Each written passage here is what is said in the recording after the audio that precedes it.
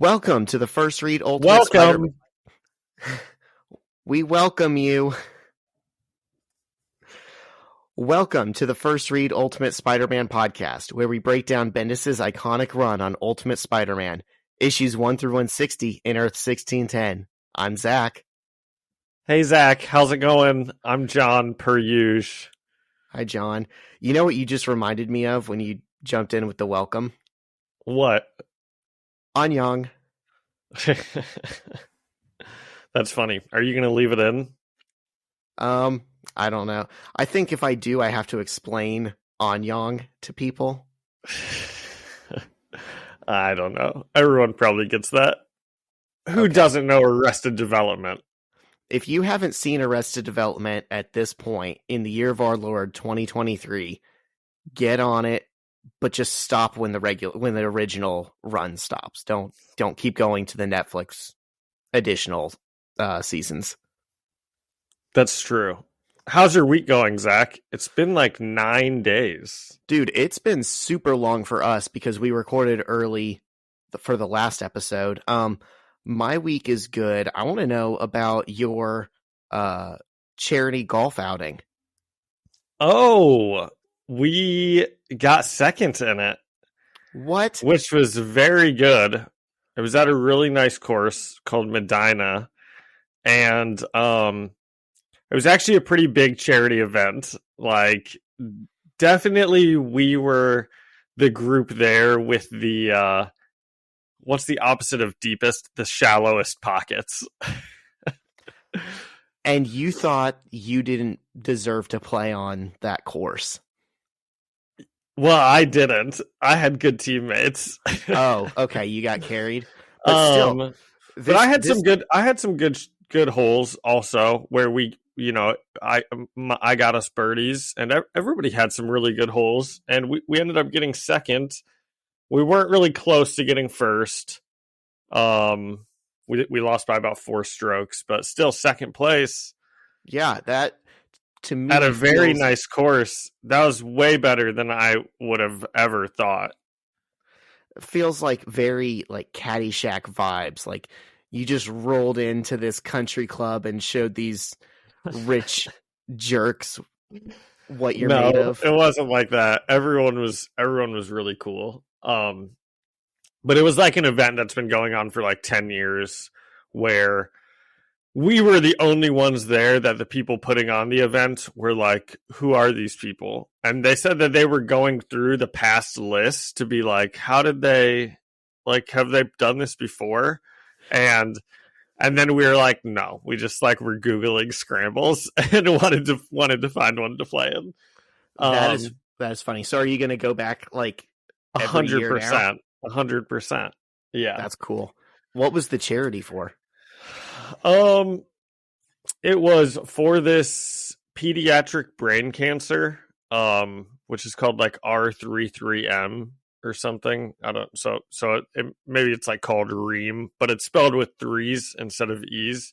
And I don't really know what that's for, but anyways, yeah, this woman, her son developed brain cancer when he was like 7 and passed away when he was like 11. And that was like 10 years ago. And so they've been doing this for like 10 years since to like, just to raise money for that. And it's really a very good cause. And, obviously if you heard the woman talk about it, everyone who's listening would be like crying right now, but I don't want to get too far into it. Well, that's awesome, man. Sounds like it was a really good cause and you had a lot of fun and did well. So love it. Love to see my homies thrive. Wow. Who doesn't? Yeah, exactly. And I'm going golfing later today. So good times. What about you? How's your week been? It's been good. I mean, nothing as notable as that. I'm just like hanging drywall in my bathroom. That's pretty notable. Yeah. About just as fun as, playing golf at a really nice course and going on an out of town trip with friends. Yeah, that's true. It was so much fun. Of course, we golfed like 4 days in a row. Love that for And if you. anyone plays League of Legends who listens, maybe in your Spider-Man comment, shoot over your League of Legends name, because we also play that all the time, and it's a fun one. When John says we, he's talking about him. I don't play it, but yeah, add John. And my other friends. Yes. And my non-Zach friends. Yes. But you could play. I could.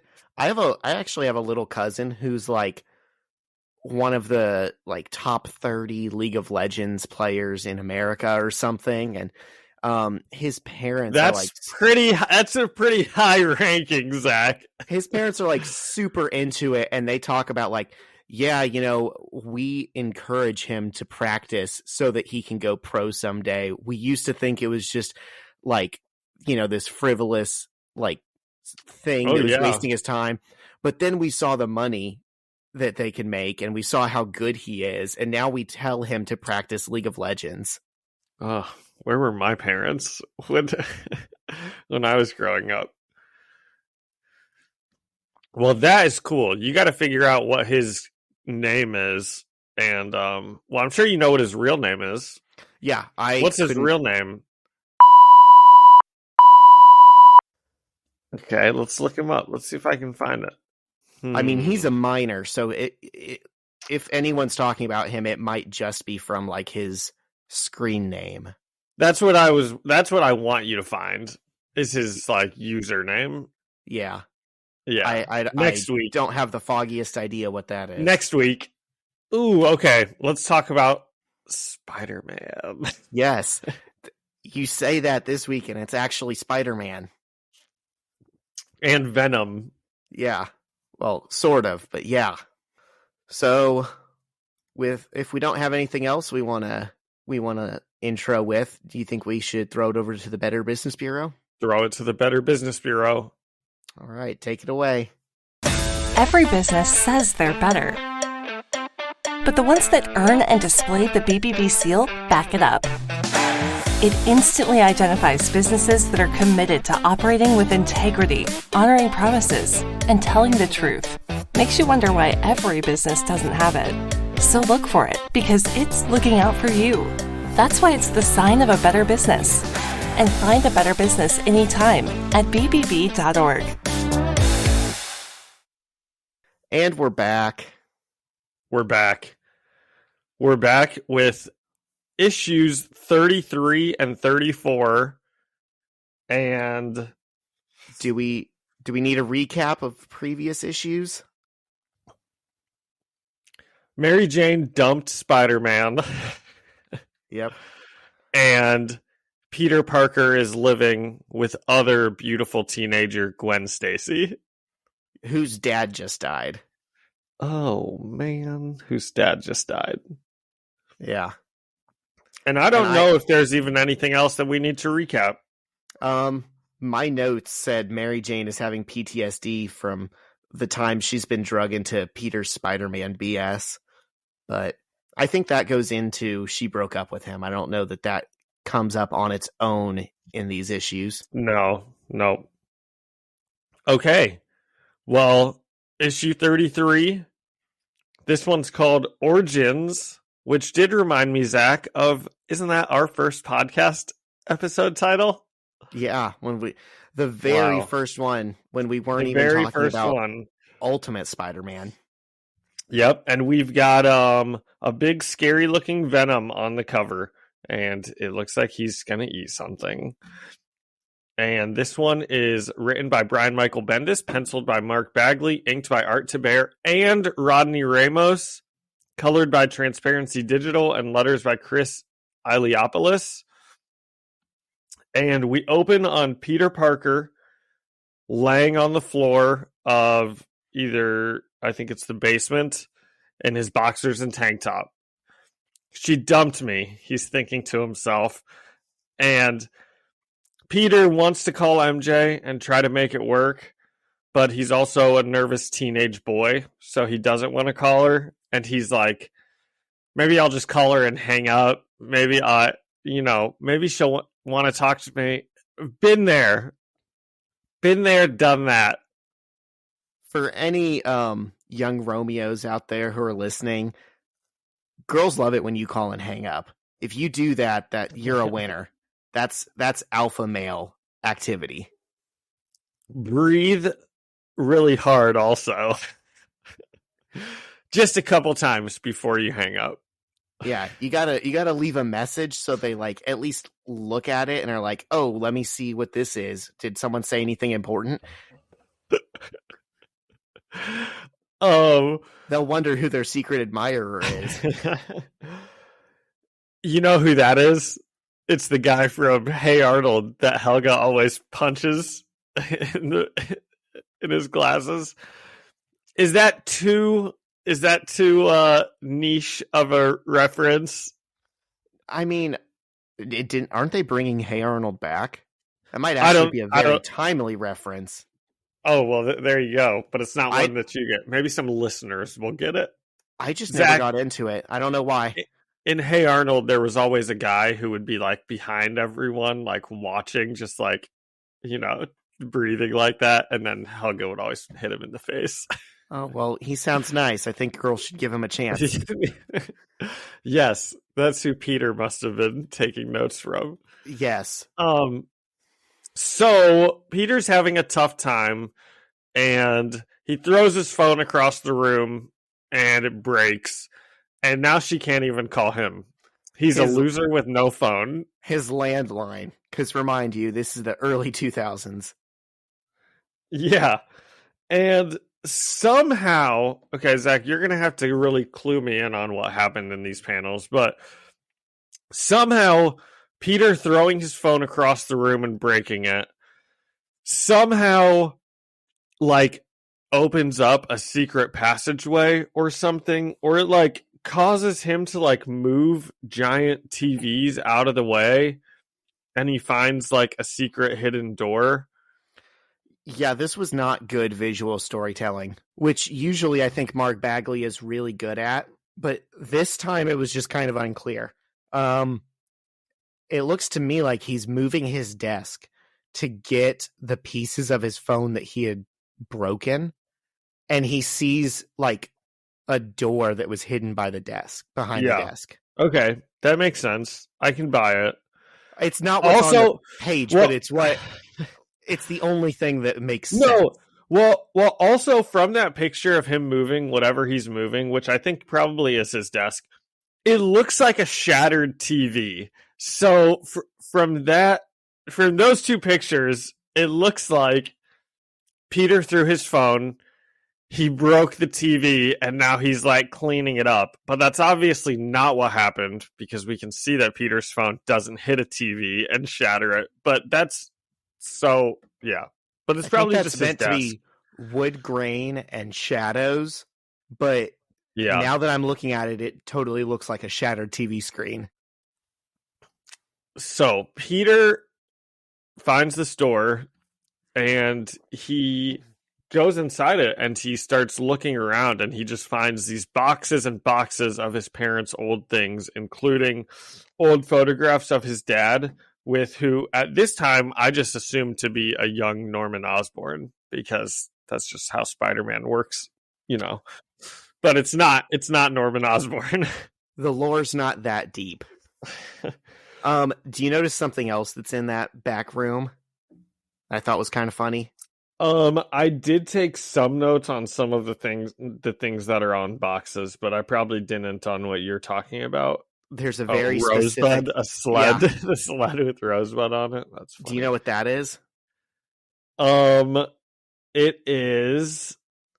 It is, yes, Zach, I know what this is. I just can't think of it right now. It's the really old movie that's supposed to be good, but I've never seen it because I don't care about watching really old black and white movies. Citizen Kane. I would have got there. I'm sorry. I know you would. No, actually, I don't think I was anywhere near it. Well, that's good. Is that a good movie? I know it's supposed to be good. It's been a while since I saw it. I would have to imagine. I'm going to say this, just maybe we'll get some Citizen Kane hate mail, or something. I cannot imagine watching that movie now in today's day and age and coming away with anything other than that was so boring and awful. Because how could you watch any movie from that long ago and not think that that's the case? I watched it for a film class in college, and I honestly can't remember what my takeaway was from it, but I remember Rosebud being important. And then my best friend, who was also in the class, just would not shut up about how much he hated it. And I'm like, yeah, but your favorite movies are Fast and Furious, so maybe it actually was good.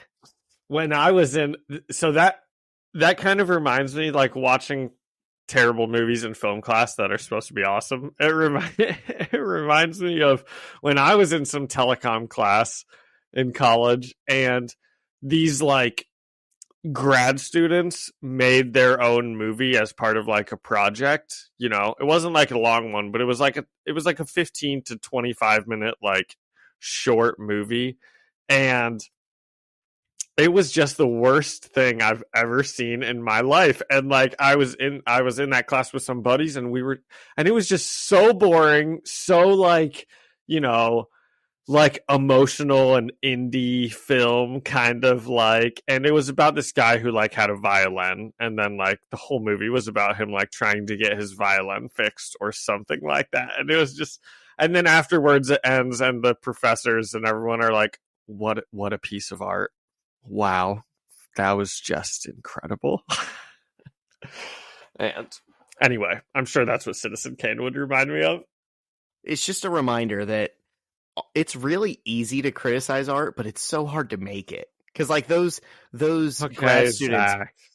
they probably are smart people, you know, who like have put in more thought and effort and work into like understanding film as a medium than us. Oh my gosh, it was so well made. It was incredibly well made. But then it's like somewhere along the lines, you just lose, okay, what makes a story enjoyable for people? Yeah. And it's like when you find the people who can mix those, and they have that and they're technically proficient, that's just like so rare and so cool.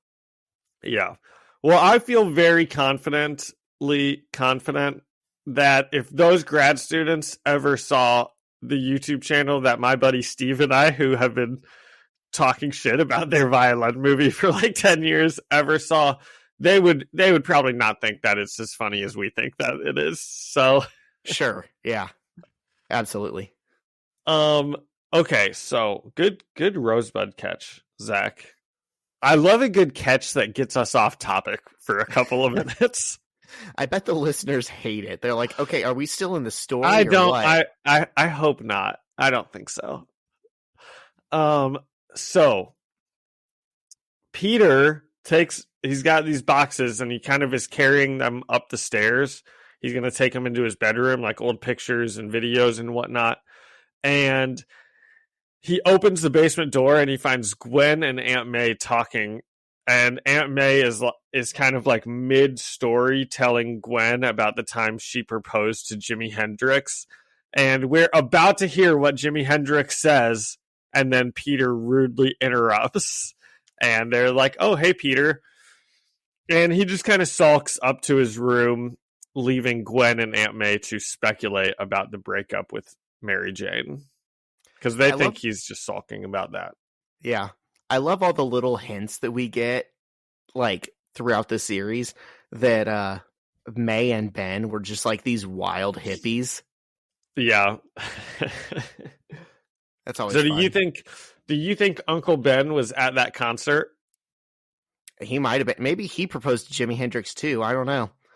They seem like a pretty open couple. I don't think Uncle Ben and Aunt May were trying to swing with Jimi Hendrix. Maybe they were. So do you think Jimi Hendrix was about to say yes? Because we don't hear the end of the story. No, I think that was the end of the story. I think, well, I guess she says and trails off, but she says, Jimi Hendrix, will you marry me? And Jimmy points his guitar right at me, and that's where it cuts off. So it's right where he's about to point at her and be like, heck yeah. she's very clearly like not hanging out with Jimi Hendrix. She's like in the crowd and she's like heckling him. So I'm thinking he's going to point his guitar at her and wink or something. And that's the end of the story.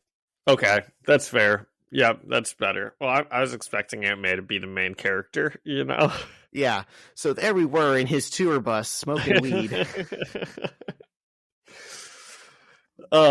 So Peter sulks up to his room and he puts in, and Aunt May says, "Oh, I should really go check on him." You know, so Peter sulks up to his room. He puts on this VHS tape, and it's like home movies back from when he's a kid, and it's himself and his parents playing in the yard, and it's pretty sad. Central Park.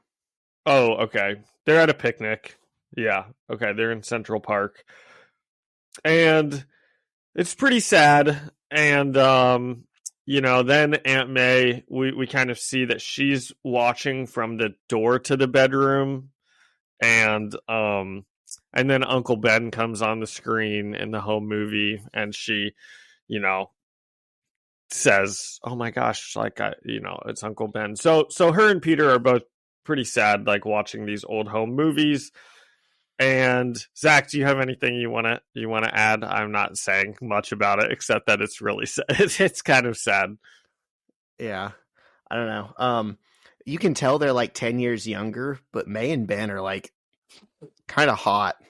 Like he's just this like muscly dude, and he's still got his pigtails, his ponytails, and she's like got her like gray hair, but other than that, she just looks hot.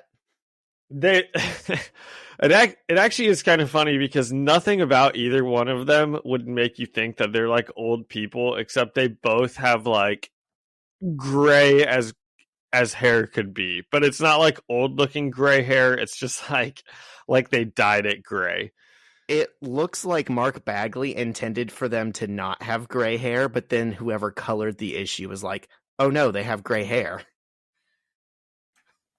Yeah, that is kind of what they look like. And they look really hot. Yeah. And Shiloh just walked in and laughed at Zach for talking about old people looking hot.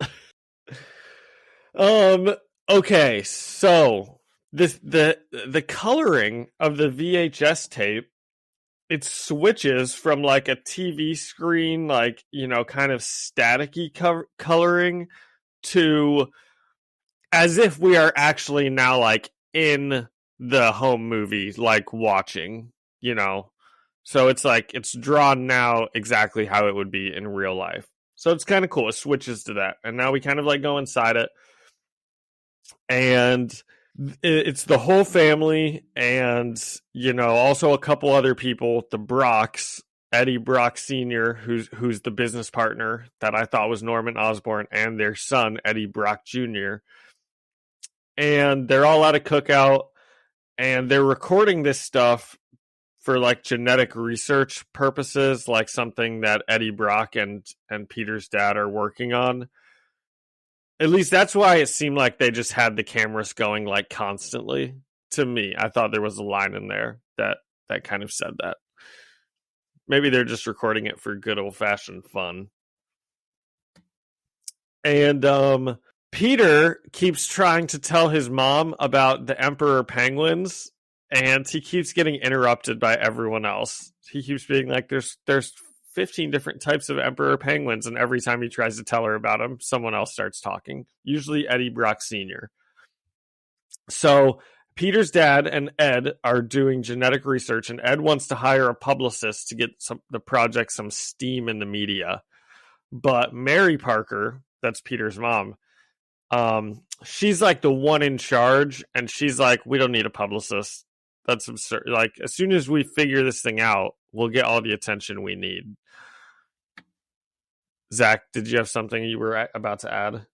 No, I'm just feeling like the biggest idiot in the world. Been a Spider-Man fan like my whole life, and I know his parents are Richard and Mary Parker, but now I'm just can't help but realize like how they say like, oh, you know, like you marry your parents, like you look for someone who reminds you of your mom or something like that. Like he dates Mary Jane and his mom's name is Mary Parker. Well, yeah, okay. I just had never picked up on that, and I feel kind of dumb for it. Neither have I. But it's not like she has red hair, at least. Right. It's just a name. It's just similar name is all. So Mary Parker just kind of shoots that publicist idea down, and then she just goes and asks Peter what he wanted to tell her about the Emperor Penguins, and it's really cute. And then Peter is also like knows a bunch of facts about frogs that he's going to tell them also. And then the video ends, and Peter and Aunt May are talking about the old video, and she's like, yeah, that was your dad's business partner, Ed Brock, and his son, Eddie Jr. And I didn't even mention him in the video because he didn't really ever come up with doing anything, but he was in there too. And Aunt May says that his parents, Eddie Brock Jr.'s parents, also died in the same plane crash that Peter's parents did. And Peter and Eddie were best friends. They hung out all the time. And strangely, Peter just like cannot remember him at all. So Peter decides he's going to contact Eddie and maybe send him a copy of the home movie. And Aunt May thinks that would be a very nice idea. And it takes Peter 1 second of Googling, and he finds out Eddie Brock's address and where he lives and everything. And he lives in the Tony Stark building, which I thought was weird. But then we find out it's just because he's out of college, and there must be a building named after Tony Stark. So Peter calls Eddie, and Eddie is just psyched to hear from him. He's like, oh my gosh, I remember we played together every day. We were best friends. And so even stranger that Peter can't remember anything about it. What do you think about this, Zach? I think the implication is that he's a few years older than Peter. Peter was like a little kid back then. Okay, I for sure was thinking the implication was Peter doesn't remember this for a specific reason. Because they brought it up wouldn't Aunt May have been like, well, you were so young. I'm not surprised you don't remember. But, she's like, yeah, okay. I think he's like 3 or 4 years older than him. So like if Peter was like 4 and Eddie was like 7, it would make sense that, you know, Eddie would remember more about it than Peter does. Yeah. Okay. Okay, that makes me think there's not gonna be something that happens with like Peter's memory in these next couple issues that it's gonna explain why Peter doesn't remember Eddie, which is kind of what I thought was gonna happen at some point. Yeah, no, that's not some setup. Okay, so as Peter and Eddie are making plans to hang out, and as the scene is kind of like changing, we see a bunch more folders and boxes from, you know, the secret room, and they're like IRS documents, and one of them is a project called Venom with Eddie's name on it, and there's like a picture of some family, which is either Eddie or Peter's family. I don't know. I think it's Peter and Eddie with one of the dads. Okay. Weird. So Peter goes to visit Eddie at his college, and at first, this is pretty funny. At first, Peter's like, how do people live like this? It smells so bad. Oh my gosh, this is the worst. And then like a pretty girl walks by him, and he's immediately like, oh my gosh, look at her. It just stops him like mid-thought immediately. And Peter and Eddie are just casually chatting at a coffee shop about college and their majors, and Eddie gets pretty weird, I said, Zach. He gets like weirdly aggressive about the amount of work in college. She's like, college is so much work, and there's so much homework, and it's expensive. You got to buy your stuff. I can't even afford to take girls on dates. and I feel like there's even some, it's just, it got a little aggressive for me. And his like face gets aggressive. I was impressed with these two issues, introducing Eddie and making him feel like such a specific type of guy. Because definitely you read these two issues and you know exactly what his deal is. Like, it's not that he's like a bad dude, but you can tell with his peers, he's maybe kind of a loser. Like, he's got possible like anger issues, and he's like super focused on his work, which is good, which is fine. And he's like talking about like, yeah, like you said, like he seems bitter at just like, the idea of girls not going out with him. Yeah, it ends with like that. His like rant ends with like, you can't even afford to date anyone unless you're one of those Wall Street guys, and who wants to be them? So Yes. You got a girlfriend or what? He's very much like a snob against like elitism or whatever, but like, I don't know, in a way where he like thinks he's better than all of them. Yeah, he's like ideally you'd be like, oh, no one's superior to anyone else. He's like those guys that think they're superior, they're not. I am. In today's nomenclature, maybe the term is like incel is kind of what, I don't even know if you know that one, but it's just kind of like, you're just like weirdly angry at like everything, kind of. And you get this a little bit even more in the next issue, but yeah, he seems like the guy who would latch on to a younger friend, like someone that's still in high school, and that person would be totally convinced that he's the coolest because he's this or maybe latch on to a younger woman who might think he's the coolest. Yes, but he needs that power dynamic. He can't be cool to his peers. And I'm the last person in the world to judge this, trust me, listeners, but he's in college and he's got receding hairline and acne. So it's like he's not like a traditionally handsome guy, but he uses the crutch of being like a little bit older and possibly wiser to like look like the dude that Peter wants to be when he grows up.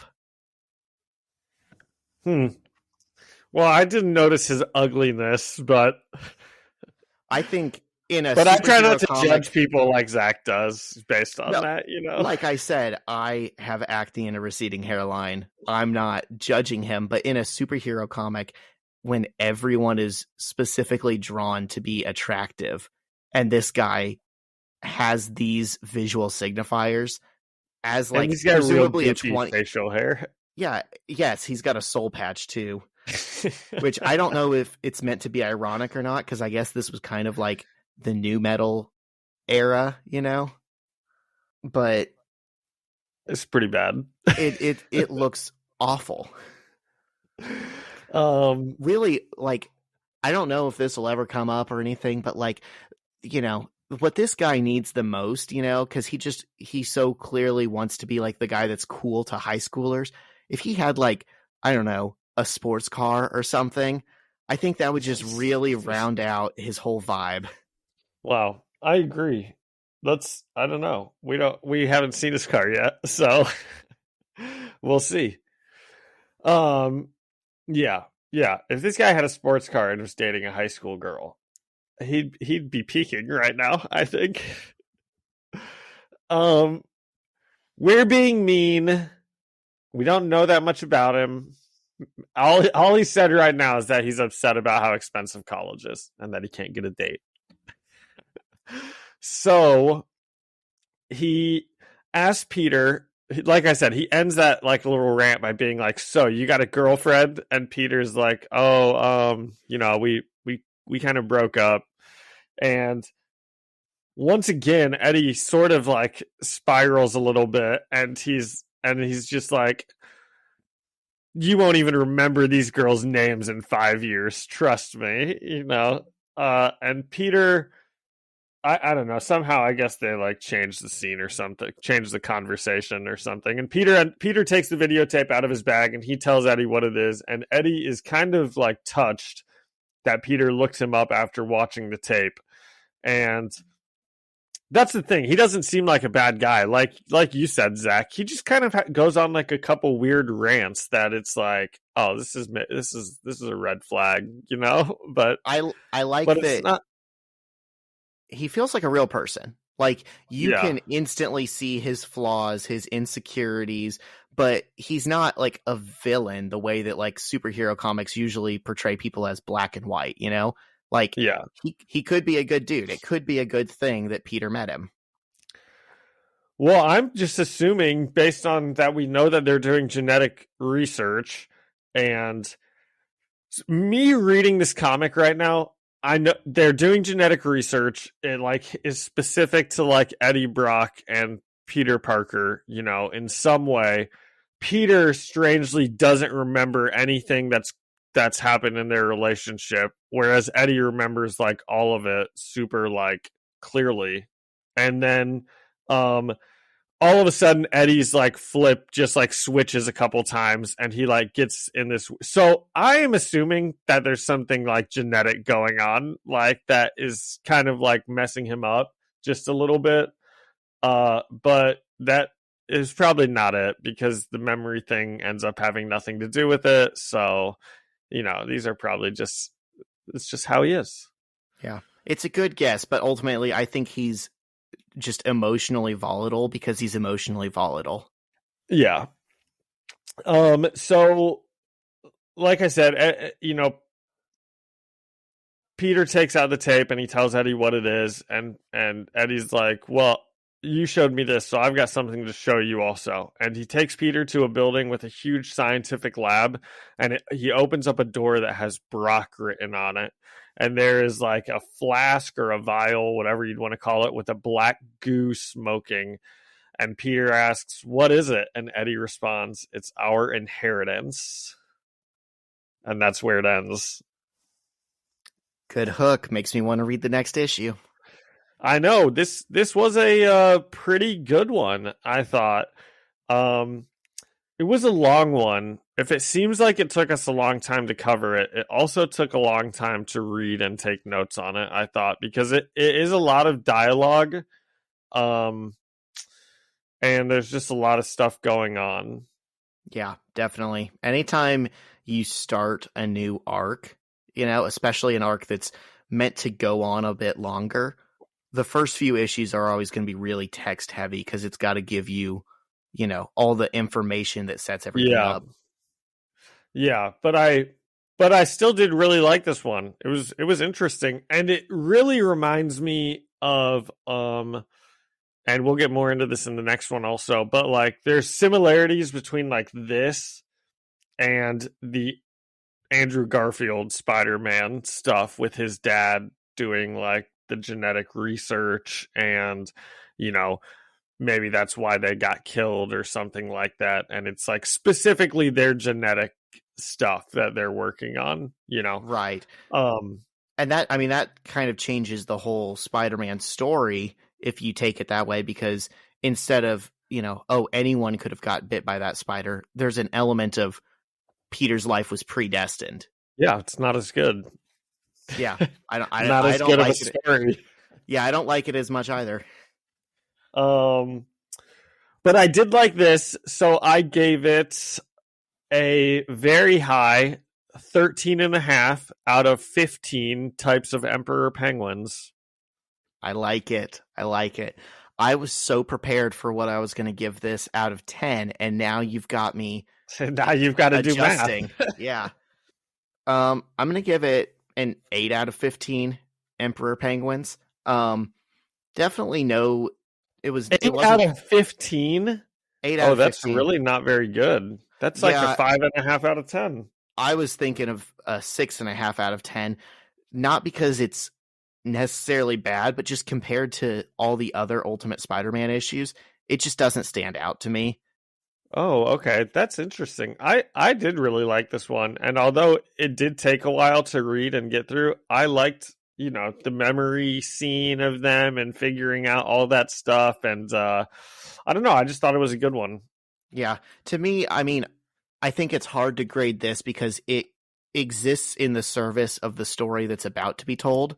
If I was, just going to a comic book store and this was my first issue I ever picked up, and it was the last issue I ever picked up, and I was like, oh, how much did you like that? I don't think I would have gotten much out of it. Yeah. Okay. Yep.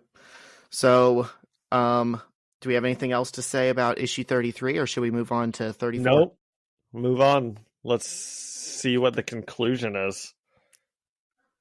Okay. So, issue 34 is written by is made by our regular creative team. So Brian Michael Bendis did the story, Mark Bagley did the pencils, Art Taber did the inks, Transparency Digital on colors, Chris Iliopoulos on letters. Peter looks into the safe, and I call it a vat in my notes, at the vat of black liquid, and says, I don't understand, Eddie. What is this? And Eddie tells Peter that it's what their fathers were working on before they died. And Peter says, yeah, but what is it? And Eddie's like, well, right now it's a big pile of protoplasmic goo, but it was supposed to be the cure for cancer. And he says they were really close, but parts of his father's notes are incomplete. And he says maybe Peter's dad had the missing notes. And he tells Peter that without the help of his professor, Doc Connors, he wouldn't have been able to make sense of his father's notes. And the idea that the two fathers had been working on was called the suit. It was supposed to be a genetic bodysuit that could diagnose and cure any ailment. And the two fathers got hired by Trask Industries, but they were considered work for hire, so the company technically owned anything they created. Okay. I got a couple things. One, I think it's really stupid that the dads were working on like an individual, like one person suit, because that's not even something. I mean, that'd be pretty expensive to mass produce, right? Yeah. So they're effectively like working on like a superhero suit. I mean, it's called the suit. So anyway, I don't really like that. It's fine. It's not like awful, but I'm like, that's kind of silly to me. Okay.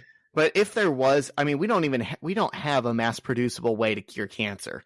So while this might not be accessible to everyone, it's still better than nothing.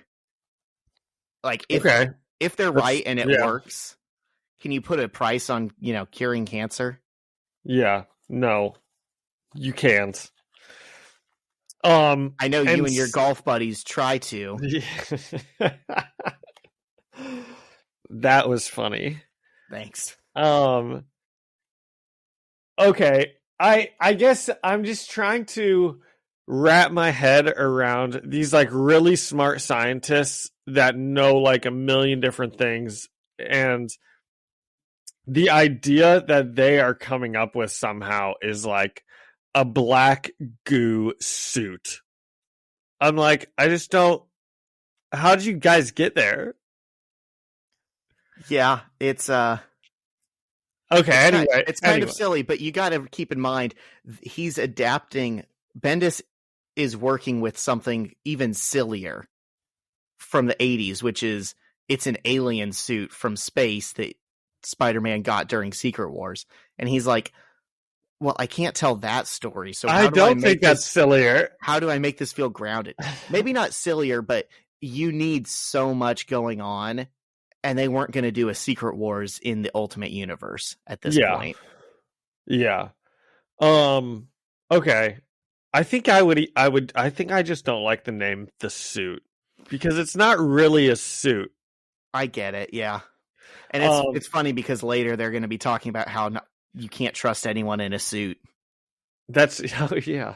And then, Zach, you also mentioned Trask Industries. That's like the company that kills the mutants, right? That always hates the mutants. John, I am so proud of you for catching that. I was gonna bring that up and blow your mind and be like, that's the company that makes Sentinels, but like, you're on it. I'm on it. Yep. Yeah. So, the company that's making Sentinels is interested in their research that they think can cure cancer, but also is obviously a superhero suit. Wonder what their intentions are with that. Hmm. Elon Musk voice. Interesting. I'll look into that. So when the company figured out that their cure for cancer could also be a weapon, they took it away from them. And Eddie hands Peter a diary and says, "Here, read this." And it's an entry from Eddie Sr.'s diary, and it says, "Our worst fears realized. We were locked out of our own laboratories, and our project was taken from us. I know that Richard blames me for all of this, and I can't say he's wrong. I'm the one who pushed him into this deal with Trask. I'm the one who wanted out of the day-to-day grind of fundraising in the private sector. And now everything he warned me might happen. Now our days are going to be filled with lawyers and weasels, when all we really want to do is finish the project we both dedicated our lives and the lives of our families to." And Eddie explains that was the final diary entry from his father. And 2 days later, the Brocks and the Parkers died in their plane crash. And Peter asks Eddie how he got the vat of goo. And Eddie says it was a batch their fathers made behind Trask's back in case they ever needed to prove their ownership of it.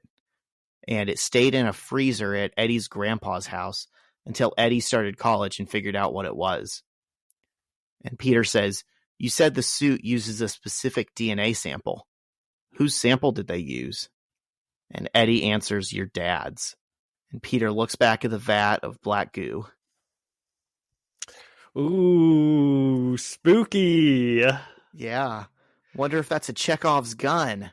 Well, wait a second, though, because now that I'm thinking about it, this doesn't change the Spider-Man origin story, right? This doesn't mean that only Peter Parker could have became Spider-Man unless Osborn then somehow used the same Parker genetic stuff to make his inventions. To make the spider.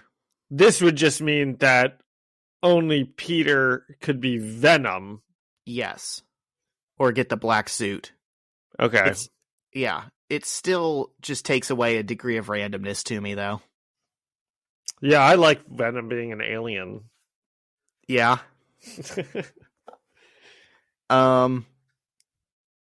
Later at Midtown High, Gwen meets up with Peter at the dismissal and starts talking about their English class. And Mary Jane and Liz walk out of the door as well. And Mary and Peter lock eyes. And MJ turns her head and glares towards Liz, who rolls her eyes. Gwen leans into Peter's ear and says, "Don't." And Peter says, "I should at least go over and Gwen stops him and says, "She broke up with you.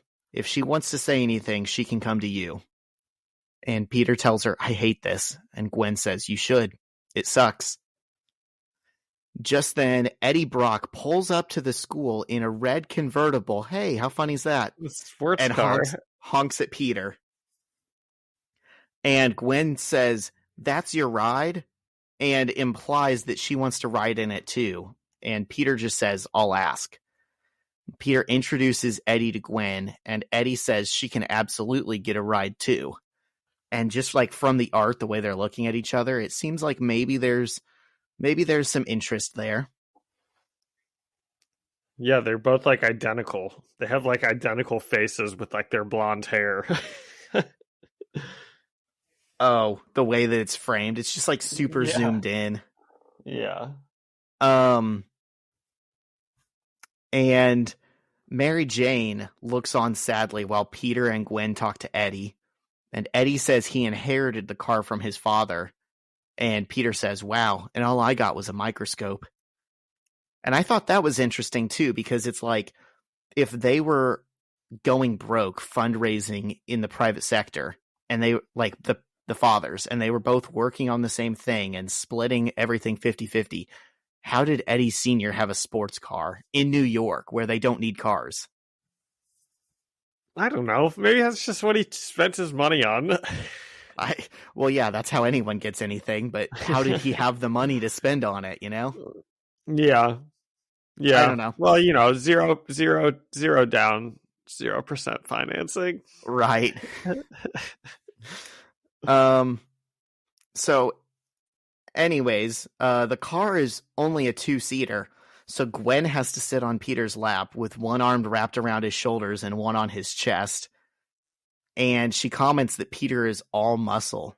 And Peter says, I do Pilates. She's mean. I don't like her. Gwen? Yeah. How? She's being mean to Mary Jane, and she knows it. Oh, I mean, yeah, there's a little bit of a rivalry there, but...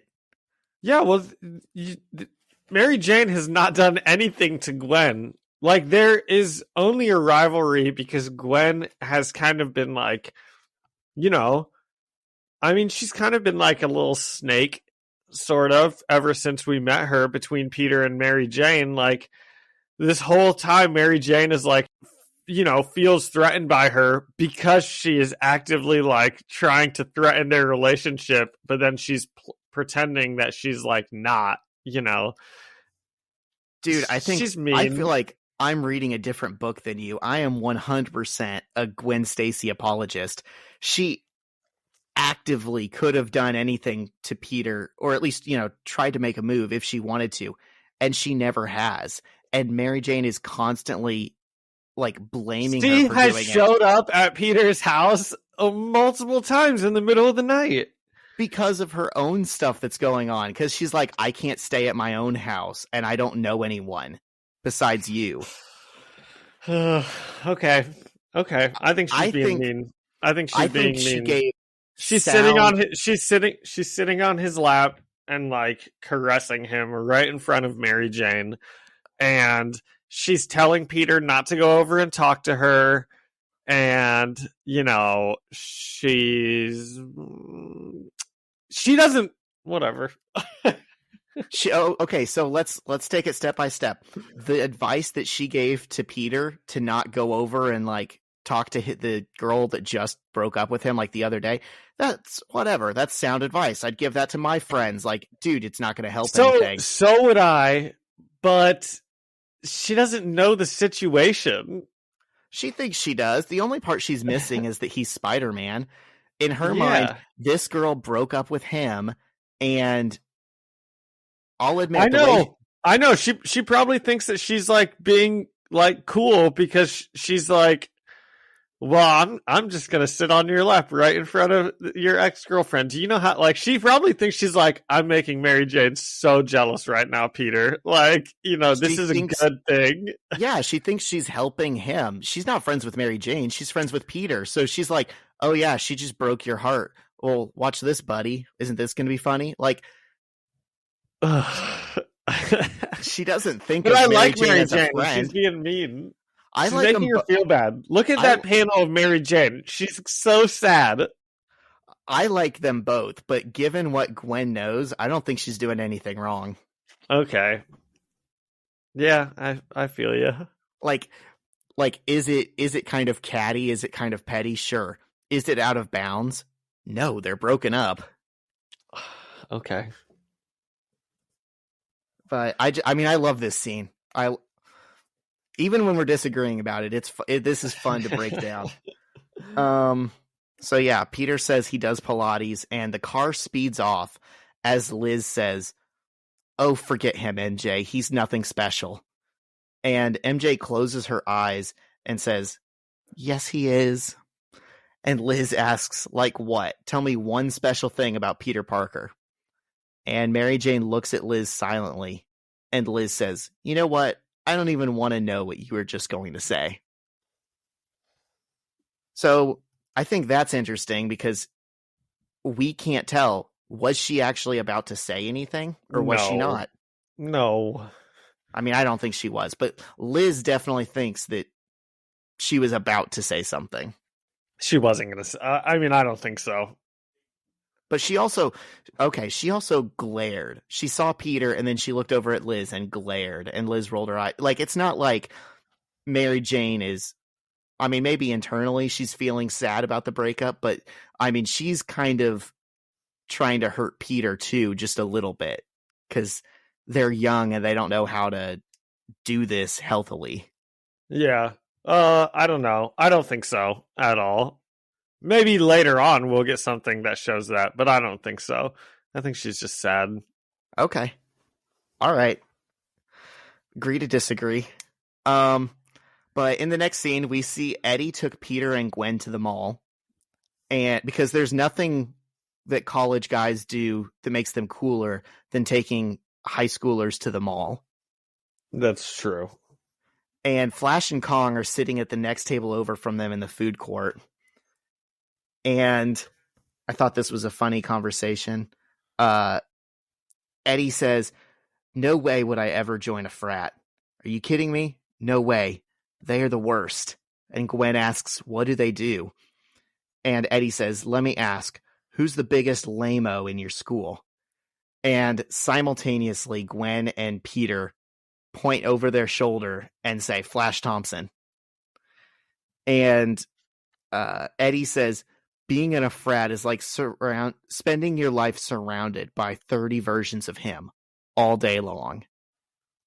And they look at each other at the same time and say, "Ew." And Eddie gets interrupted by a phone call from Doc Connors asking who he brought into the lab. And once the call is over, Eddie explains that Connors is a bit on edge, and there were weird rumors about him last year. Which, if we were just reading the Ultimate Spider-Man series, wouldn't mean anything to us, but we know from Ultimate Marvel Team Up, whatever issue, we know that he's already become the Lizard and fought Spider-Man and got healed and everything. Oh yeah. So does Peter know that he's healed and he was the Lizard when Eddie says this? I can't remember in that issue if Peter actually figured out who the Lizard was or if he just fought the Lizard, because that was also when he met Man-Thing in the sewers. Yeah. And Man-Thing healed the Lizard. Yeah. So this is a bit of a reference to Marvel Team Up, which we don't get a lot, but we appreciate. And Gwen says she doesn't want to go to college, and Eddie says that's too bad because there's a reggae band playing the quad for free on Friday. And he invited both of them, but Peter says he has to work. But Gwen still accepts. So it seems like her and Eddie might be going on a date. And so look at that. Now, what did you say that for him to be thriving, he'd need a sports cool car and a high school girlfriend. Man, this dude, he's on his way. Yep, he is. And Peter interrupts out of nowhere and asks Eddie if he thinks their parents were murdered. And Eddie says he thinks the timing is suspect, but it was a whole plane that crashed, and he doesn't want to believe that someone would be so evil as to kill a whole plane full of people just to stop their parents. And Gwen has absolutely no idea what they're talking about, which I think is kind of a funny touch, because we're kind of reminded that she wasn't present for their first conversation. Later at home, Peter watches a videotape, which I was originally questioning where he got this, but now I'm realizing it was probably just in that hidden closet. He watches a videotape of his father talking about his work, and it ends with Richard Parker saying, "Ben, if you're watching this, I'd never say it to your face, but you were right. Never trust a man in a tie." It's kind of like a pet peeve of mine whenever people are like, "I'd never say this to your face, but here's a really nice thing about you," or like something I could very easily just say to your face. Like, why would he not say that to Uncle Ben's face? Yeah, I don't know. Uncle Ben, you were right. We got screwed over by these guys. It implies that maybe him and Ben didn't have the best relationship or something, which we had never seen before. It's also funny because according to Eddie Sr.'s journals, Richard Parker was the one who was afraid of getting in bed with the Trask company, And here it's like, oh no, Ben told him that was a bad idea. So I think that's kind of funny. Yeah. And Peter snaps to attention and thinks, that's it. And he starts changing into his Spidey suit and swinging through the night as his inner monologue continues. Every time I turn around, there's some greedy piece of garbage looking to turn something of value into a twisted nightmare. Osborn, Nick Fury, Octavius, all of them garbage, preying on guys like my dad. Someone tries to do something worthwhile. Someone tries to make the world a better place than they found it. And what happens? Every time. They took it away from him. Well, I'm taking it back. I'll finish what he started. I'll do my own tests. I'll do it myself. Show them who my dad was. And he passes Eddie and Gwen at the reggae concert as he sneaks into the lab at ESU. And right here's where my notes ended. But we just get a bunch of silent pages of him sneaking into the chemistry lab and getting into the vial that Eddie had showed him. And he says, take just enough to do my own tests, to match my dad's notes. Take back what belongs to me. And he's kind of dipping out some of the goo with a spoon. And he's trying to get it into a sample cup, and it touches his skin. Some of it misses the cup and hits his hand. Would never happen. Right. Nobody would be that careless with there's no way Peter Parker would be this careless to spill that on himself. I mean, this whole thing, this whole plan was kind of spur of the moment, impulsive. I don't think he's taking too much care with like pouring that stuff out, you know? Like he's touching dangerous chemicals, but I kind of get the sense he's just angrily throwing stuff around. Yeah. Well, he is. Yeah. And he says, he thinks to himself, God, that feels weird. It's cold, but it's, oh no. And we start seeing the black goo spread across his hand and take over his hand and then spread down his arm really rapidly. And it's funny because these scenes are kind of interspersed with shots of a reggae band, which for no reason at all. Yeah, just to show us that Gwen's having a good time.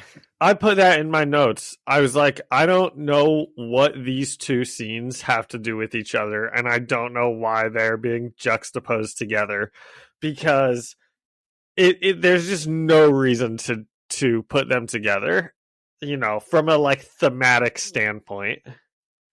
None of the people in the reggae band are ever drawn the same either. So it looks like it's a band of like 20 people, and like 19 of them are white with dreadlocks, which is kind of problematic, but also very funny and on brand for like a college reggae concert.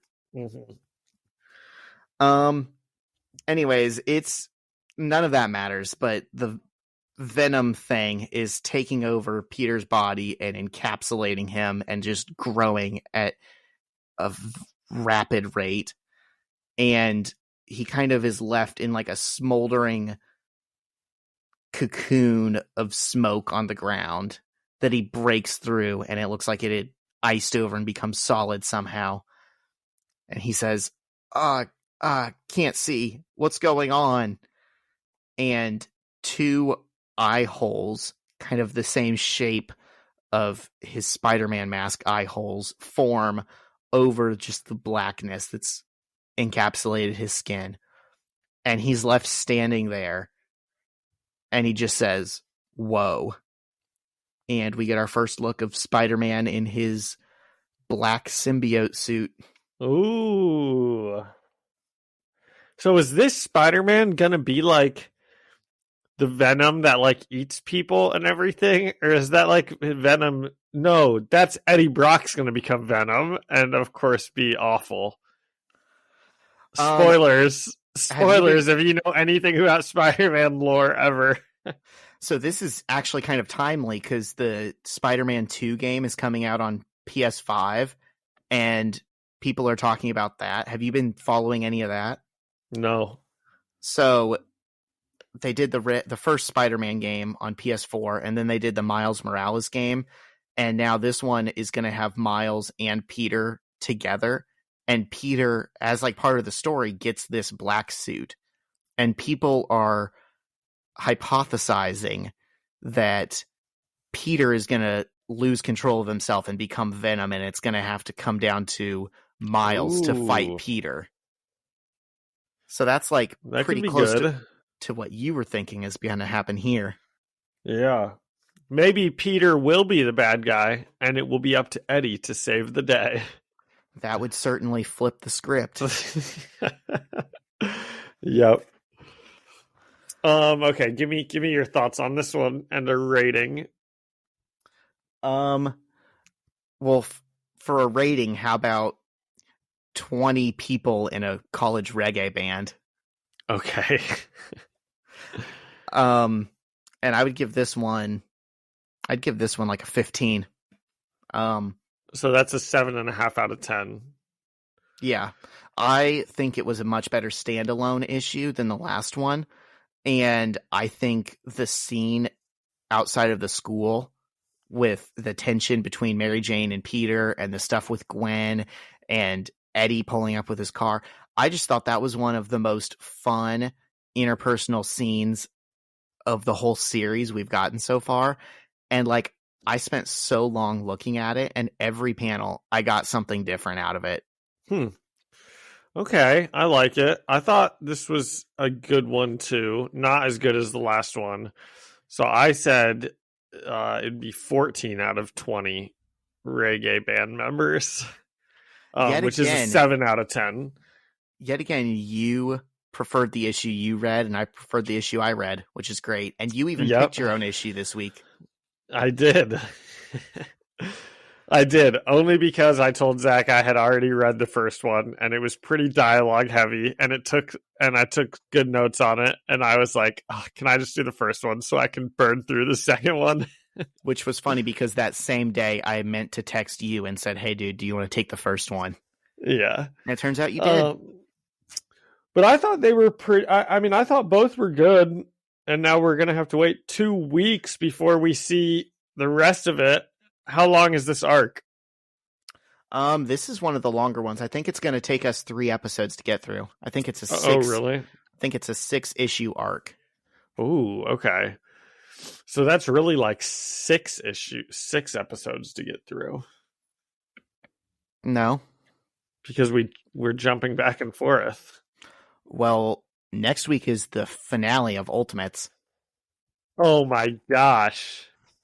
Yeah, so big month coming up here, folks. Well, big month for the pod. What issues are those? That is going to be issues 12 and 13. And hey, look at that. Once you hear that on your feed, you'll be able to run to your local comic book shop and pick up Ultimate Invasion issue 1 by Jonathan Hickman and Brian Hitch. Oh, because it's coming back. It's coming back that same week. It's almost like there was a master plan.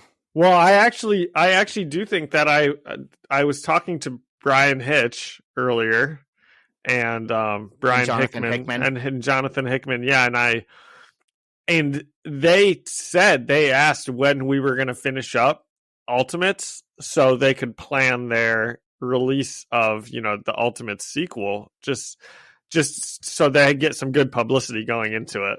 Yeah, it was what they told me. It was supposed to come out a few months earlier, but we got Marvel to push it back so that Well, it wasn't even supposed to come out at all, is what they told me. And then they heard that we were doing the Ultimates instead of just Ultimate Spider-Man, and they thought, oh well, that could be fun to do. If they're going to be talking about it, we might as well write another one. Yeah, that's right. How silly. I mean, I forgot how the things had developed, but superstar writer Jonathan You might Hickman. even see Zach and I in the background of some shots, like some panels, and thanked in the credits. Yeah, it actually says written by Zach and John, but scripts by Jonathan Hickman. Our lawyers had to get involved on how everything was going to be attributed. Yeah. Well, that will be very fun to read next week then. So we got Ultimates 12 and 13, and that's the finale. and cool beans. Cool beans indeed. Do you have anything else for this week? I wouldn't mind talking to you about your thoughts on Guardians of the Galaxy, but I just know that you haven't watched that yet, or else you would have told me at some point. Okay, so listen. This is Memorial Day week. It's a 3-day weekend. It's a big week here for us in Indianapolis. I can't go downtown because I fear race day traffic. There's a big race car match this if weekend. You guys have ever heard of, Indianapolis, Indiana, there's like one specific thing that it's famous for, and that happens this week. I might try to convince the wife on one of our, extra days this weekend that we can take a few hours and go see Guardians. Zach, just go by yourself. It will take 2 hours. That's so sad. Maybe you'd have to go with me. If I'm going by myself. I go to movies by myself all the time. I enjoy going to see movies by myself. Yeah? Yes, I do. Because I'll just be like, oh man, it's 11:30 and I don't have anything to do. And Shazam 2 Fury of the Gods I still haven't seen. Maybe I'll just go see it and I'll be back in 2 hours and I won't have to watch that movie again. That's not a true story because I did not go see that movie because I don't care about it at all. I wish I had that kind of confidence, but I'm also realizing I go to concerts in other states by myself, but I won't go to movies in my hometown by myself. I cannot do that. Yeah. But I'll go see a movie by myself. I love going golfing by myself. Yep. Just a thoughtful, solitary person. I guess so. Yep. But I'll go see it with you if you want to, okay. Plan it. Yeah, we'll see. Have to find a theater that's like in between both of us. When I saw it with my sister, this isn't spoiling anything. I cry at everything, so I could cry. I think I told you that earlier. I could cry at happy scenes or sad scenes or joyous, whatever. But there's one point where it's like a quiet theater and I'm just like trying so hard to like keep it together. And my sister looks over at me and we make eye contact and I just like started like laughing and crying like pretty hard at the same time. And oh man, good stuff. Okay. You can look forward to that if you go to movies with me. I know it's like animal sadness and I might not be able to handle that. So when we were in college, Shyla and I went to go see some movie. It was like, I think it was like Deadpool or something, like something kind of funny. And just one of the previews beforehand was A Dog's Purpose. And I was bawling, like ugly, causing a scene, like you're at a funeral for someone that died unexpectedly, kind of bawling during the preview. And that's funny. I couldn't stop. I was still crying like as the Deadpool was starting, and I'm like, what is wrong? What is wrong with me? And everyone else in the theater was looking at me and thinking the same thing. That's how I felt when I was watching these Guardians movies, where there's just like these like animatronic CGI animals on screen that I'm just like losing it. Yeah, they make you care about a raccoon voiced by Bradley Cooper. Yep. Okay, well, next week we'll plan on talking about that. Yeah. I will say I'm going to a music festival in Detroit nice. Next weekend, so we might have to pod a little early. Yeah, okay, I can do that. What a treat for the webheads. Yeah. That they get a little glimpse into that. Yeah. I mean, I'm not going to release it early. Yeah. Oh, well, not a treat. Sorry, webheads. Yeah, you guys get it when you get it. Yeah. Maybe one day we'll make a Patreon and then we can release it early.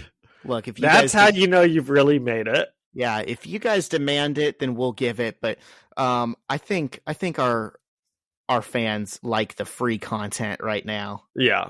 We're happy to provide that. Yeah. Okay. Do you have anything? Should I send us out? Yeah, send us out. You're so good at that outro. Oh, Zach, thanks. You guys listen to this. Watch the master work. I'm gonna choke now. Well, I'm adding something to the outro. Okay. So you'll hear it in the middle. Okay. All right. Thank you to Ian Hickey for the music and Alyssa Seaman for the artwork. And well, we didn't talk about sports today, but you know, we are the number one sports podcast for comic book people, or vice versa, whatever that is. The number one comic book podcast for sports fans. So you can find that, the First Read Ultimate Spider-Man podcast, on Spotify, on Apple Music, anywhere you find podcasts, and leave us a review. They genuinely help, you know, 5-star review or 2-star review, or you know, subscribe or anything like that, and tell a friend. And you know, you can also come chat with us. Zach says nobody emails anymore, but we do have an email. It's firstreadspidey@gmail.com, and our Instagram, First Read Podcast, or on YouTube, the Ultimate Spider-Man Podcast. And I kind of choked that one, Zach. It wasn't as good of an outro as normal. That's what happens when I don't have it all written down. No, I thought it was great. That was better than an outro I would have given. Okay. Okay. Well, with that, we'll see you next week, webheads. Bye. Swing on by later. Swing on by later.